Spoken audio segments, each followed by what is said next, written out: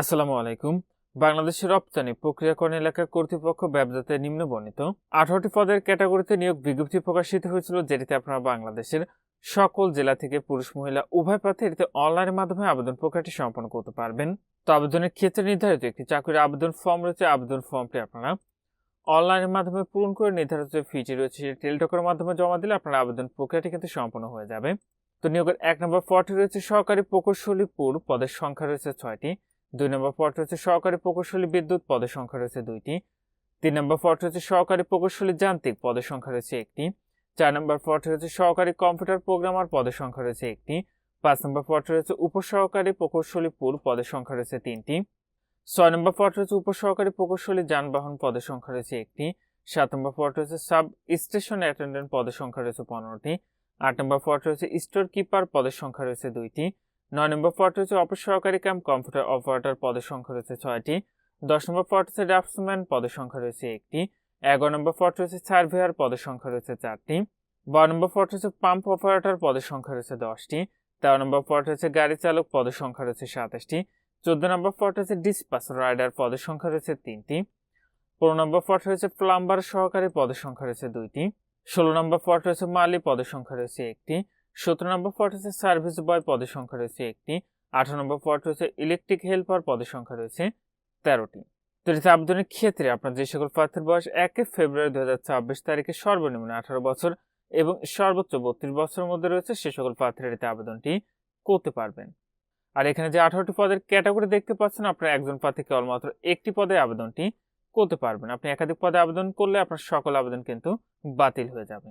তো এটি আবেদন প্রক্রিয়াটি আপনি এখানে যে ওয়েবসাইটের ঠিকানাটি দেখতে পাচ্ছেন, এখান থেকে অনলাইনের মাধ্যমে সম্পন্ন করতে হবে। আবেদনটি ইতিমধ্যেই 9 ফেব্রুয়ারি 2026 খ্রিস্টাব্দ তারিখ সকাল 10টা থেকে শুরু হয়েছে। আবেদনটি শেষ হবে 28 ফেব্রুয়ারি 2026 খ্রিস্টাব্দ তারিখ বিকাল 5টায়। তো যে সকল প্রার্থীরা আবেদনটি করবেন, আপনারা শেষ তারিখের জন্য বসে না থেকে পূর্বে নিয়োগের আবেদনটি সম্পন্ন করে নেবেন।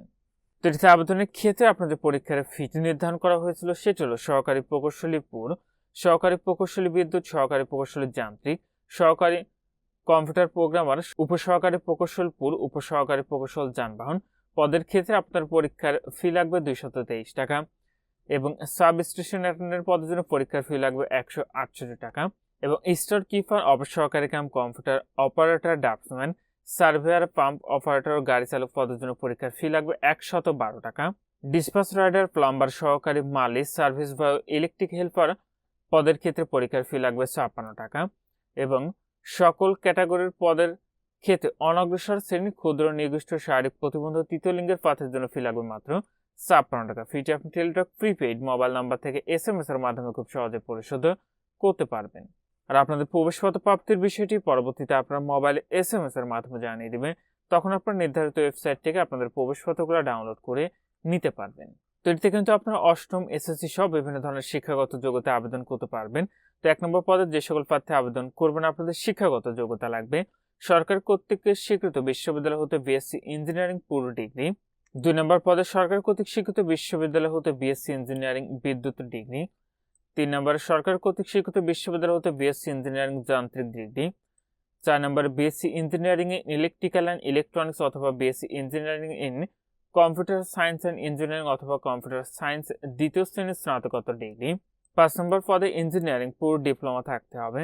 6 নম্বর পদে ইঞ্জিনিয়ারিং যান্ত্রিক অথবা অটোমোবাইলের ডিপ্লোমা। 7 নম্বর পদে ন্যূনতম বিজ্ঞানে HSC সহ লাইসেন্সিং বোর্ড হতে ABC লাইসেন্স প্রাপ্ত এবং সংশ্লিষ্ট কাজে 2 বছরের চাকরির অভিজ্ঞতা অথবা ডিপ্লোমা ইন ইলেকট্রিক্যাল অথবা ডিপ্লোমা ইন ইলেকট্রনিক্স অথবা ডিপ্লোমা ইন পাওয়ার ইঞ্জিনিয়ারিং সনদপ্রাপ্ত। 8 নম্বর পদে ন্যূনতম স্নাতক ডিগ্রি এবং সংশ্লিষ্ট কাজে 2 বছরের চাকরির অভিজ্ঞতা থাকতে হবে।